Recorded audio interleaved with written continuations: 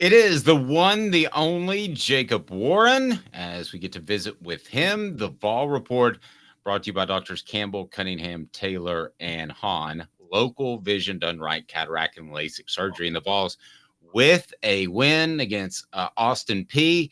And it suddenly turns into Florida week really, really quickly. Really So quickly. Yeah. let's take a glance back at Austin Peay and your thoughts about how the offense performed, Jacob. I mean, yeah, I think it's pretty obvious that in a game like that, you would love to put up, however many point 50, 60 points, and you'd love for everything to work perfectly and all the timing be perfect and just walk away from that game feeling really good about, where we're at. And I think we all still do feel really good about where we're at. We just now understand that you can't come into the game and have those mishaps, have those, lapses in focus, whether it's penalties or whatever it may be, just trying to find a rhythm, find a groove. You got to be able to do it quicker, and I think that that's something that this offense needed to learn that lesson. And obviously, it's good that we learned it in this way rather than a much more I wouldn't say a bigger way because every game obviously is huge, but a more impactful way, I guess, against a better team, someone that really could do some damage if we're doing that. I mean, against a better team is all I'll say. Yeah, and I know that there was the brief period of about 4 passes in the Virginia game where there were some incomplete passes, Yeah. and I understand that it's not just ball placement, it's reading the receivers, and the receivers have to make like you and the tight ends have to make the right reads, and Mhm. I get that. Is there some fine-tuning maybe of Joe and the group of skill position players that still needs to happen at this point? I think that the teams that are actually good and that compete for championships, they get a lot better as the season goes on. Everybody starts the season and trying to figure out kind of where they are, what they are, what kind of team they are, and I think that that's all that is happening right now, right? We're all obviously confident. We all know that we are good players. We have good talent. It's just a matter of kind of finding that groove and settling in and being able to learn what it takes to start off a game the right way and the way that we want to do it.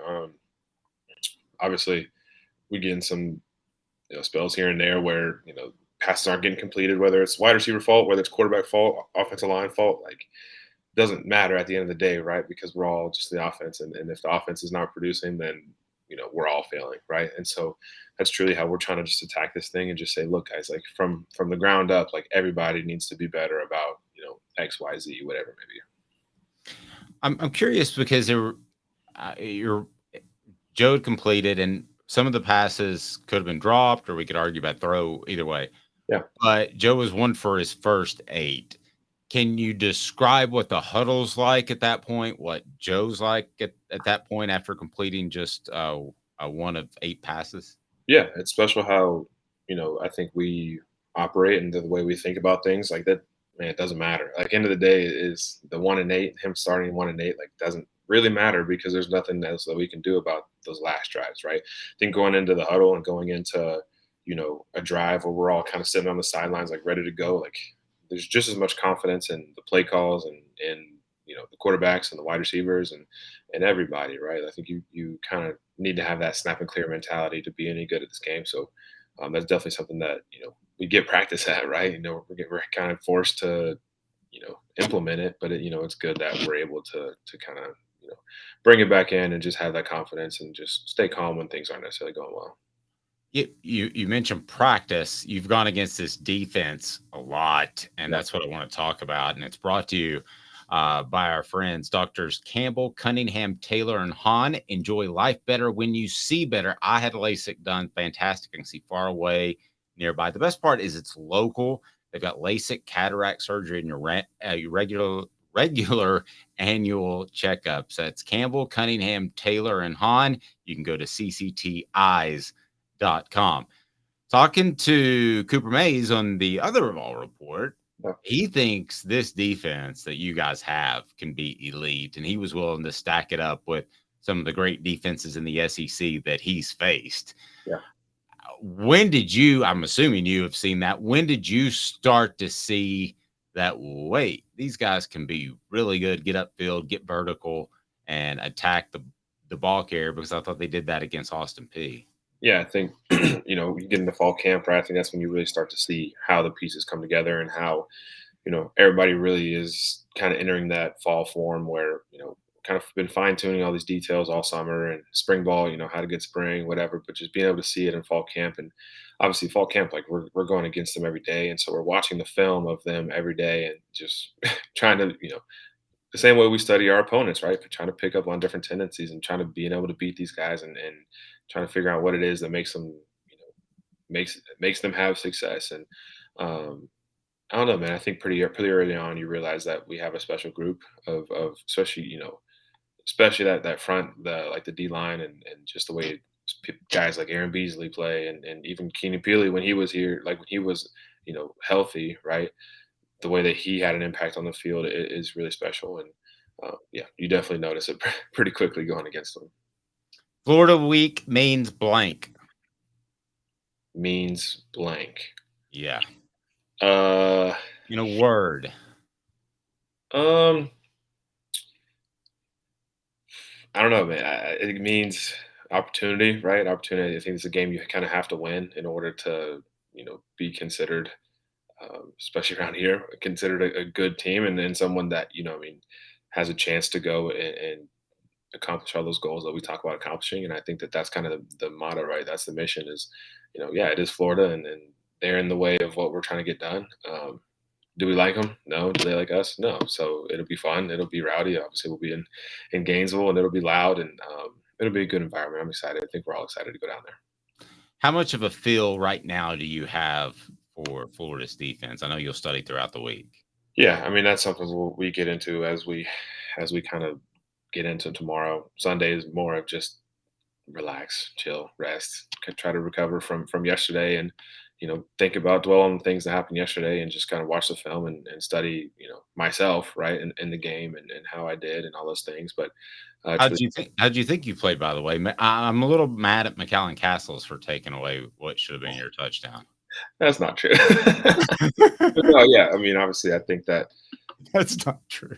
I don't know, man. I think that we go into each game just trying to play our part, and I think that we do a good job of that right now. We're making our blocks and catching the balls whenever they come our way. Like there's only so much that we can do as individuals, and I'm happy that at least for the tight end room right now, we're taking care of business and we're playing hard. And well, obviously a lot of things to clean up, a lot of little mistakes here and there, but we're definitely a prideful bunch that really tries to go out there and just put our best foot forward, help the team.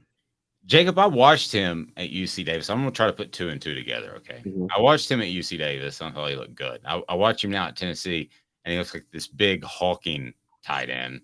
Yeah, And you told me that he had to cook his own food at UC Davis, and that there's a place to eat at Tennessee for all the athletes.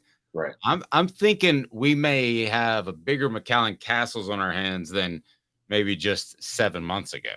Yeah, 100%. I think that once this guy got a hold of right the resources that we have, the training table, the cafeteria, all those things, like he's truly flourished, and that's truly kind of reached maybe not his full potential, right? But he's definitely gotten to the point that he's super confident just in his strength and his size and everything that he's doing, and it's awesome to see a guy that can make that transition and just be mature about it and obviously take advantage of all these opportunities that he's had. I hope you don't follow social media. You certainly shouldn't, but you are out in the community, and what would have been a fine victory to celebrate over Austin Peay is kind of some people are like, why did things not go better? And they wonder and they have questions. Right. How much higher do you think the expectations are now than they were this time a year ago Um, because of what you guys did last yeah, year? yeah. They'll always be high, and they've always been high, like since I've been here. Um, I don't know. I think it's a good thing. I think the fact that you win, by 2, 3 scores, whatever, score 30 points, you know, that's not good enough. Like that's kind of like it's good, right? That's we're on the right track. Like that's where we want to be.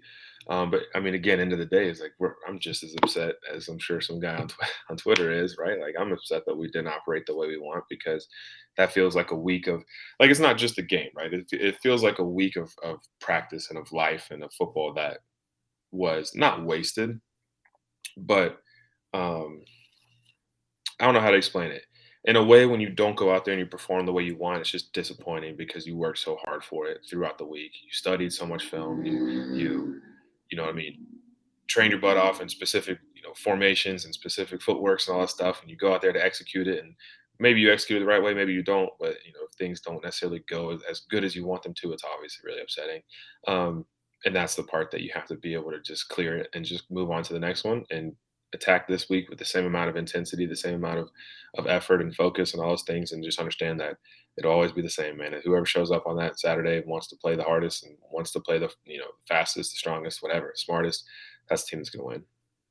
Obviously, everyone expects you guys just to go into the swamp and get the victory after beating them last year, and from the periphery or on the outside, it looks like you guys are, of course, higher ranked and a better football team. But last year, I thought you guys were a better football team and pushed them around for the most part in that game, but they kept it close. Yeah. What did you learn about that? Because if you watched 90% of the game, took out a couple of scoring plays, it looked like you guys were winning 40-13, but it ended up being a Hail Mary away. What did you learn Yeah. about that game? Just that, like, mistakes, you never really know what play it is going to be that kind of either derails the game for one player, or changes the game, the way the game's played, as far as field position, or just the turnover battles. There's just a lot of different things that you remember about that game that, yeah, this feels like it's way too close, right? It's way closer than it really should have been. And the fact that, they were able to, I guess, kind of come back, right, and just be in that fight, and like you said, had to finish it with an interception at the very end of the game on a Hail Mary. Like, um, I don't know. Definitely doesn't feel as good as you want it to. I think that's just kind of part of it. Just rolling with the punches and being able to finish games, I think, is something that this team has done a good job of, the past couple of years. Being able to fight, all the way through the last whistle, and never giving up, and just understanding that the game's really truly never over until there's zeros on the clock. So, just continuing to have that mentality going into these big games is crucial. It seemed like the lesson made a big impact because you won the rest of your game save for one, so or two, I should say, and you closed out opponents too that could have hung around. Yeah. So it seems like you guys certainly learned the lesson. Yeah, I mean, that's like I said, man, we learned a lesson this past week too with Austin Peay. Like, if you don't come to play, and you're not ready to execute, then people will take advantage, and obviously, mistakes that cannot happen against really, really good opponents like this SEC schedule we're about to get into. Now that you've seen McAllen Castles on the field, let me ask you a question about him. And it looks like he's going to be a player, and you two are going to rotate to a good extent, I would think. Um, do you see anything different with him actually in the game as opposed to practice, as far as how he responds to those sort of scenarios? And what have you figured out about him, you think? McCown is a very um,